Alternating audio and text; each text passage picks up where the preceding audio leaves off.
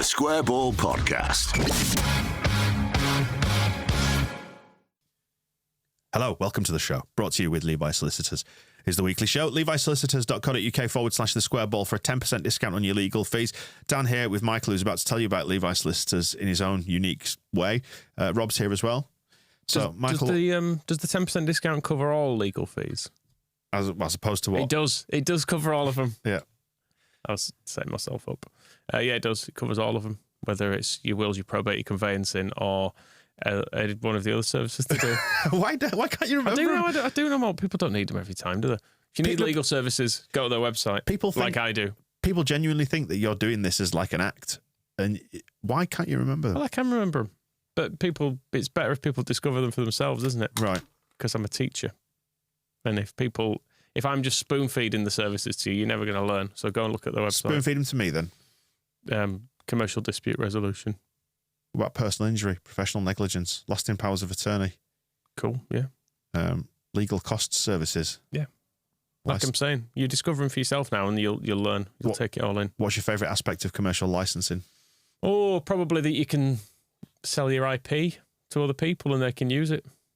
That's licensing, isn't it? I think it's more to do with like having, alcohol in your premises and that kind of thing. I don't know. Licensing can be like use of a logo and stuff. Right.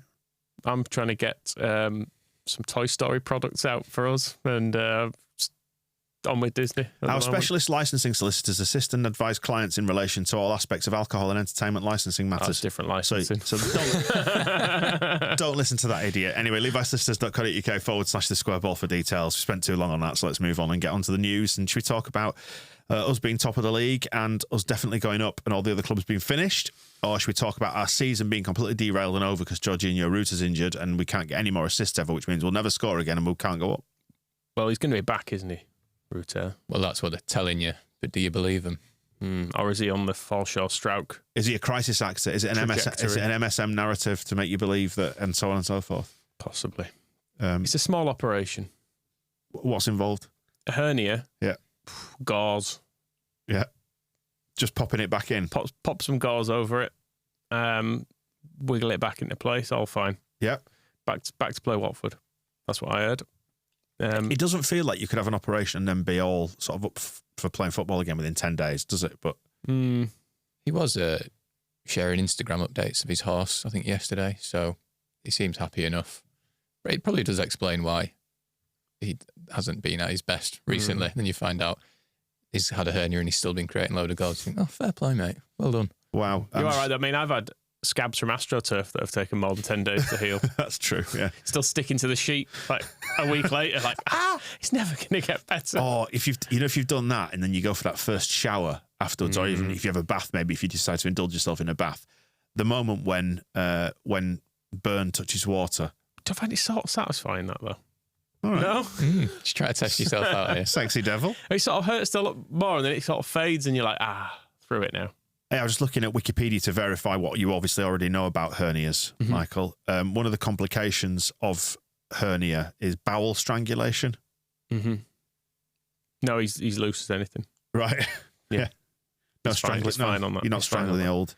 There are lots of different types of hernia out there, and his is obviously not bad if they think he's going to be back soon. I don't really know what hernia is, to be honest. All I know about hernias is from that episode of Friends where Joey gets one, and that's it, basically. Well, obviously, you'll know that a hernia is the abnormal exit of tissue or an organ, such as a bowel, through the wall of the cavity in which it normally resides. So it might be a bit of his tummy's just sticking out. Bit of a poppy bit. Stick it back in, gauze over, gaffer tape. Lovely. But yeah, I'll be back. Was there any part of you when you saw the photo or you saw the news of that, you kind of went, just for a moment, thinking that could be his season over? I mean, it suggests that they've had this planned for a while because he's been playing and then they've got to the break and they think they can squeeze it in. And if it means he might, I guess, I say worst case scenario, he never plays again. I thought that's what you meant, what the doctor was doing, just squeezing it in. But yeah, he might miss the 2 games, I guess. But if he's fit for the rest of it and we get the full 100% Georgie for those, I guess it's worth it, isn't it? Yeah, definitely. And we're top of the league anyway, so we've got such a cushion. Can relax now, can't we? Can ease up. Where do you want the open top bus to go? Not via Wembley. No. or the playoffs at all, because we've got the dates of them, haven't we, as well now? Oh, have we now? They came out, yeah.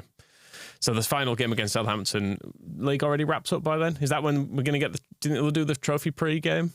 Or just wait till after? Do they do it afterwards? Probably do it afterwards. It'll be the Guard of Honour, won't it? And then the trophy Guard of Honour afterwards. trophy afterwards, yeah. That's Southampton. That's 12:30 now on the Saturday. Right. And they've also said the playoff dates. So that'll be a good Saturday night, won't it? What are you telling me the playoff dates for? Just for other people, if you want to see how Finnish clubs like Leicester get on. Yeah. The 12th, 13th, 16th, 17th of those. So when's the final?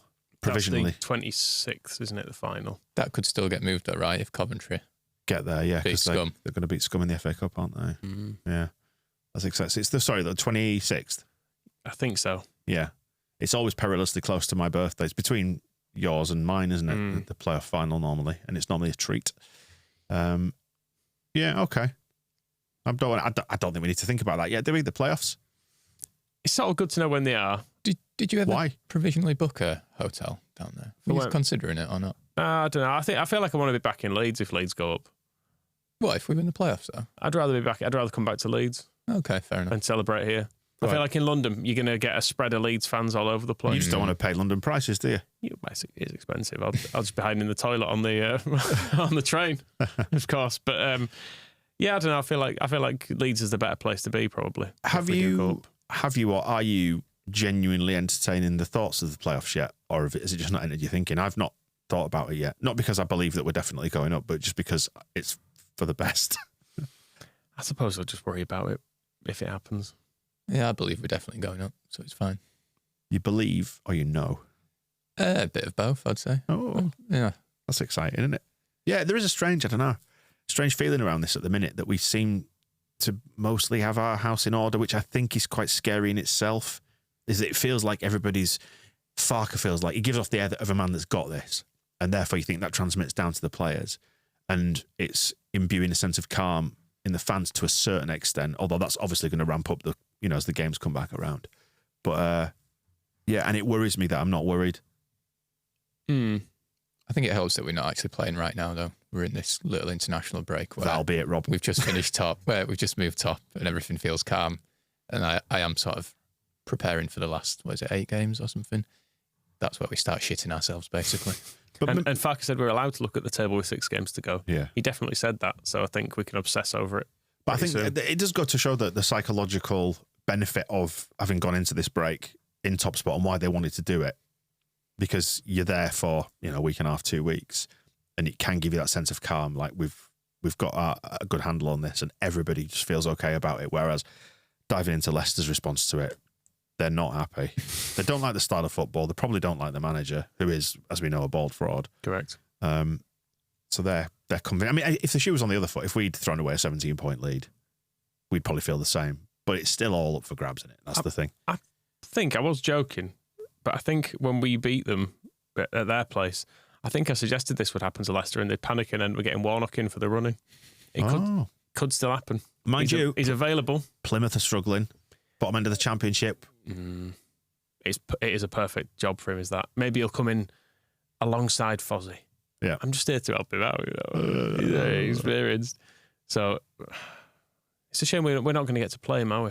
It seems unlikely, unless he can turn up at somewhere else. Actually, I know we've played Birmingham twice, haven't we? Yeah. They were asking for him. Sunderland were asking for him as well. Yeah, and they have put in Rowett as well of Birmingham, which I think is, of course they have, yeah. given the sort of story arc there, the journey they've been on, they've ended up going back to a manager who they had some time previously who was doing fine for them. Yeah, who they got rid of to bring in a more glamorous replacement, and now they've tried that again this year. Once again, it's gone badly, so they've got Rowett in. Yeah, to replace the eminently sensible Tony Mowbray, who's unwell or whatever. Stupid, aren't they? 5 years' time, they'll be getting Eustace back, won't they? Yeah. Yeah. Anyway, where were we? Actually, have they had Rowett before? Am I just confused? Birmingham. Yeah, they had him, and then he was doing really well. It's basically a mirror image of what happened with Eustace. He was doing well. We were in the playoffs. Then they sacked him. They got Zola, didn't they? And he never took him down, didn't he? Yeah, and then they ended up Harry Redknapp in charge for a bit as well at some point in the middle of it all. In terms of the internationals, anyway, we are speaking at the time when we noted in the office before this that Japan and North Korea have played a game that kicked off at 10:23 this morning, UK time. It's nice to keep the traditional kickoff. The old traditional 10:23, which I had a feeling actually they might do for our final day kickoff against Southampton on Sky. Put it on at midnight and all the rest of it. But yeah, all the games are going to kick off at Saturday lunchtime, aren't they, on that last weekend? That could be fun or awful. It's weird being more invested in Wales than England in an international break, isn't it? But It's quite nice, I'd say. yeah, I really don't care about England. it's kind of where all the players are. So, Fewer bastards. well, yeah, I quite like all of them. Yeah, now Ryan Giggs is not involved. Yeah, are there any bastards involved in Wales, actually? I know there's obviously Steve Morrison has got previous there. Robbie Savage's son in the squad. I mean, it feels a bit harsh to kind of hold that against him. Well, he'll probably thinks his dad's a dick anyway. So, Yeah. so that's fine. But no, they might qualify. I kind of hope they do. Although part of me also thinks, because they're definitely playing one game, but then if they win, they go through to play the winner of Poland against Estonia, don't they? Part of me does think, if they just have to play one game rather than two in this period, it would help us out. I'll quickly run you through the names. Some of the ones that jump out. Wayne Hennessy. Is he still in the squad? Yep. Bloody hell. Who famously raised his arm in... Don't do it on this video. is on YouTube. Right. People can now clip that up of you doing that. Oh, yeah. Don't do that. Just so you didn't know what it was. You were calling it waiter, weren't I you? don't know what it means anyway. You just saw Wayne Hennessy doing it, didn't you? Yeah, I'm just copying him. Just copying him. Copying him. But yeah, Danny Ward, Tom King, Adam Davies, Ben Davies, Joe Rodon, we like him. Yeah. Joe Lowe, Chris Meffam, Ben Cabango, Nico Williams, Jay De Silva, Connor Roberts, we like him. Wes Burns, Ethan Ampadu, we like him. Josh Sheehan, Dylan Levitt, Jordan James, Charlie Savage, as you were mentioning. Harry Wilson, we've got some mild Derby-related beef there. Okay. Nathan Broadhead, Aaron Ramsey, Rabbi Matondo, David Brooks, Daniel James, we like him, Liam Cullen, Ruben Colwill, Brennan Johnson and Kiefer Moore. There's your... Well, Kiefer Moore's Ipswich now, isn't he? Yeah. Could do with him picking up an injury. I mean, one of the Ipswich guys has, hasn't he? Yes, their winger Wes Burns, he's injured. So, and it sounds like he might be out for a while. It's hamstring related because he's pulled out of this squad. But McKenna was saying it doesn't look great. Right. So they're finished. Finnish club. And they're playing Finland, aren't they? Actually, Who are Finnish. Literally Finnish, as is Glenn Kamara. So who are we cheering on there then? The physios, no injuries? Wayne Hennessy plays for Nottingham Forest because, of course, he does. Oh, really? Yeah, But everybody does, I don't know. they? Turns out they must have bought him Yeah. just in one of the jumble sale arrangements that they've done. Speaking of Forest, they've had their points deduction this week. Oh yeah. What do you think of that? 4? Is it enough? Is it an incentive to cheat? I think they should get some more next year when we're in the Premier League, Right. as long as they stay up. Because it makes you wonder, doesn't it? If they've breached it to such an extent, just go up and breach it. Just get well safe. And if you've only taken 4 points off us, then fine. They might have given him. Do you think they'd give him more if they were doing better? If they were like 8th now, they might have thought, we'll give him 10. It's fine. They wanted to give him 8, didn't they? The Premier League suggested 8, but they've only been given 4, which is quite good actually, because if Forest appeal it, there is a chance that might get raised to 6 or 8, which would be very funny. Because they have admitted the breaches, haven't they? So they're arguing over the fact that they just waited to sell Brennan Johnson for more money. Maybe that's why they've got Hennessy there, because they know he can argue his way out of a seemingly watertight open and shut case. Yeah. Kinda, what would you say? Just say you didn't know. Right. Yeah. We'll do that, yeah. So we spent all that money, but we just didn't know. We didn't know what it meant if we spent all that money. Is that a rule? No, I didn't know. No, I've not even heard of financial fair play, but yeah, it seems like it's a thing. So. But it's interesting noting that the sale of Johnson, who was a youth product, wasn't he? So then they sold him for like 47 million, and that all goes back on the books as profit for P&S, FFP, whatever you want to call it, because obviously it didn't involve any purchase costs. So that's how much we know that their breach is somewhere in that ballpark, don't we? That they spent, was it 250 million quid they spent post-promotion on all those players? That they didn't need. Yeah. And also they didn't sort out a shirt sponsorship for most of the season, which was something like 6 million quid they missed out on. I think they're still paying Harry Arter 40 grand a week. He's not played for them for about 3 years. I think last year he was on loan in the National League and he's still just hanging around there. Do you see the statement on the Forest website to that effect? It's like, yeah, but it's all a bit silly, isn't it? We can't compete if we don't breach your daft rules. Which is, I don't know. There is truth in it, but it doesn't acknowledge the fact that they've broken the rules. No, and it also doesn't. It doesn't address for Forest to argue that when they've bought like at least 10 players they didn't need. It doesn't really work, does it? I do admit, I do think that the financial fair play stuff is a bit of a mess. Yeah, but then look at Brentford as well. Like, they've proven it can be done, and Brighton have proven that with smart trading you can do it. And I know they owe an absolute bucket load of money to their owner, but they're still playing within the rules, aren't they? Yeah, I was listening to a Forest podcast this morning, and they were making the point that I think there's been, of the last 13 teams to get promoted without parachute payments, 11 have stayed up. So you really don't have to just go absolutely mental. Leeds being one of those teams. And also this argument of like, well, you can't compete without it.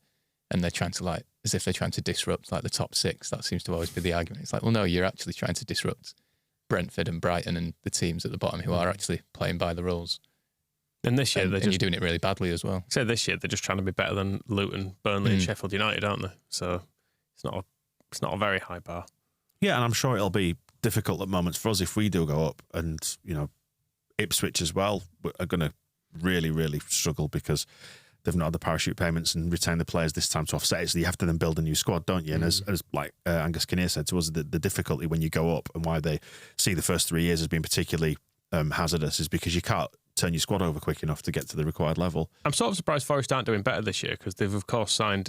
This is based on some Twitter accounts, but they've got Gio Reyna, who's, I believe, one of the best footballers in the world. Right. Who told you that? Some Twitter accounts. Right, okay. Yeah. He was misused at Dortmund, and I thought Forest would be his chance to cement his position as... Not played? But he doesn't seem to play. Right. So it's... Is that another manager out to get him? Another manager out to get him, it seems. Sad, isn't it? Yeah. Sad. Back to the internationals then.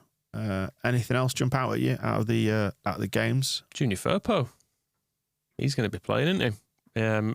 He's going to be playing about 10 minutes before we play Watford, which is a bit of an issue.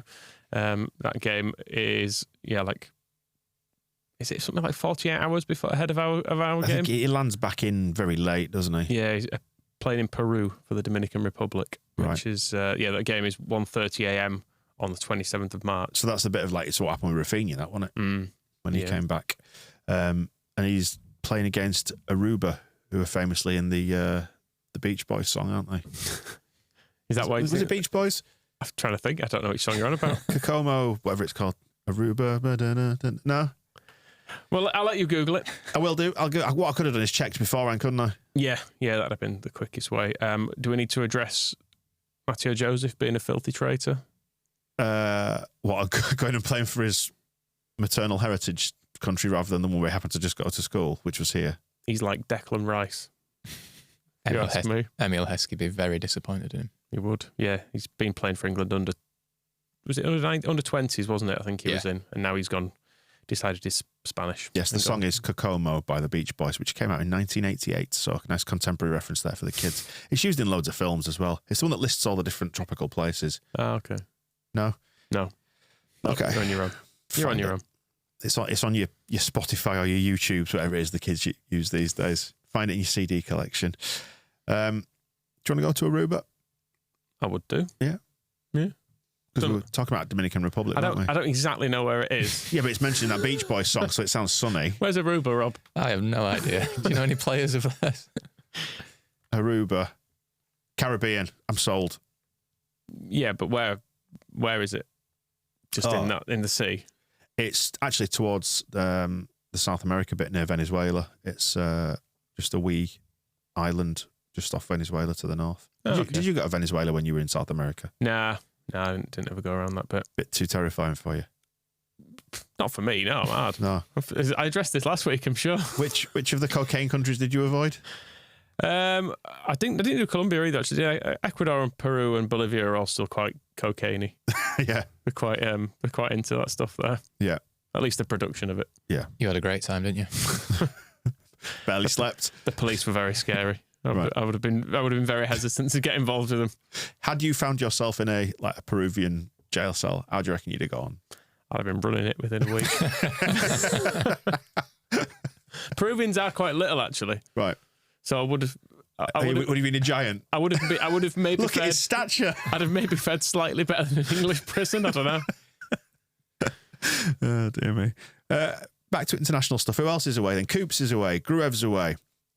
We mentioned Firpo there. Some under 21s as well. Archie Cresswell. Gray in the England under 21s for the first time. Nonto's gone. Kind of hope they don't play him. Yeah, no, Nonto's gone into the Italy 21s to get them qualified, haven't they, for the tournament in the summer. They're playing Latvia. Yeah. But yeah, the Wales one, and obviously there's some England games, but Ethan Ampadu is going to be the youngest Welshman to win 50 caps tonight, which is quite an achievement. that is good going. You forget how young he is sometimes, don't you? Just because he's played so many games in his career already. Seems quite grown up, doesn't he? Yeah. Yeah, it's quite mad to think that he's the same age as Jed Spence. And they strike me as very different characters. There you go. He should have taken him under his wing, shouldn't he? So look, you're going to have to, at some point, Jed, play some games if you want to be considered to be a footballer.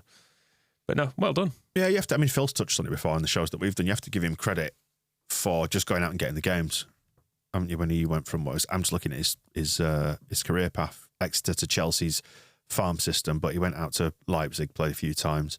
Sheffield United, not quite as exotic, but then to Venezia. His run of relegations then, wasn't it? Venezia. But to go out and get the miles under your belt, the game time. I feel like getting out of Chelsea at 23 is about right as well, because if you stay there beyond your early 20s, you end up just there forever, don't you? And still 25 and out at Stoke or something, and you're like, oh. You get absolutely Lewis Bakered, don't you? You really do. I'm just going to say really something. do. We were all thinking of the same person. Jamal Blackman had he was at Chelsea for 10 years, wasn't he? Or something ridiculous, and played a game for them, just was sent out every single year. But if you're on 20 or 30 grand a week, even if you're in the farm system, then it's all right. Sounds all right, yeah. To be fair, yeah. Yeah, before we started, we were chatting about Scott Carson, weren't we? Going, oh, what a life he's got. The Square Ball Podcast.